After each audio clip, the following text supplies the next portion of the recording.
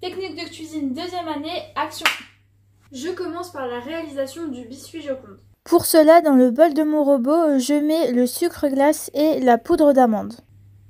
Pour moi, 150 g, ça fait 3 œufs. Donc je vais commencer par mettre les 2 premiers et le dernier par la suite. Si pour vous, c'est pas votre cas, vous allez prendre un tiers que vous allez mettre et l'autre partie, vous allez la mettre quand je vais mettre mon 3e œuf. J'espère que vous avez compris. Sur ce, je mets mes 2 œufs. J'allume le robot et je mélange. Une fois que mon appareil a triplé de volume, je peux ajouter mon œuf. Après avoir laissé dans le robot encore 5 minutes, je débarrasse mon appareil à biscuit Joconde dans un autre saladier. Maintenant, passons à la meringue, un mélange de blanc d'œuf et de sucre simple à faire.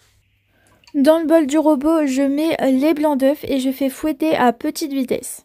Quand les blancs commencent à mousser, j'ajoute un quart de sucre. Quand ça commence à épaissir, un autre quart de sucre. Et quand ça commence à faire des vagues, un autre quart de sucre. Votre meringue est prête une fois qu'elle tient à votre fouet. À l'aide d'une maryse, je viens incorporer les blancs d'œuf à mon appareil à biscuit Joconde. Dernière étape, avant que ça parte au four, je viens tout simplement les mouler. Alors moi j'ai pris des petits moules, vous prenez ceux que vous voulez. Je viens de les passer au four 7 à 10 minutes à 190 degrés. Pour vérifier la cuisson, vous prenez un couteau, vous piquez dans le gâteau. Si la pointe est sec, c'est que c'est bon. Si elle ne l'est pas, vous continuez de cuire jusqu'à ce que la pointe soit sec.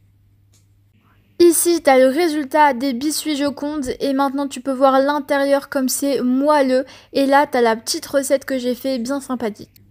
La recette est terminée, j'espère qu'elle vous aura plu. Si vous voulez voir ce que je vais faire avec ça, n'hésitez pas à me suivre sur mon compte Instagram et mon compte TikTok où j'ai posté la réelle d'une petite recette bien sympathique, super bonne et super facile. Sur ce, je vous dis à la semaine prochaine ou à bientôt. Ciao!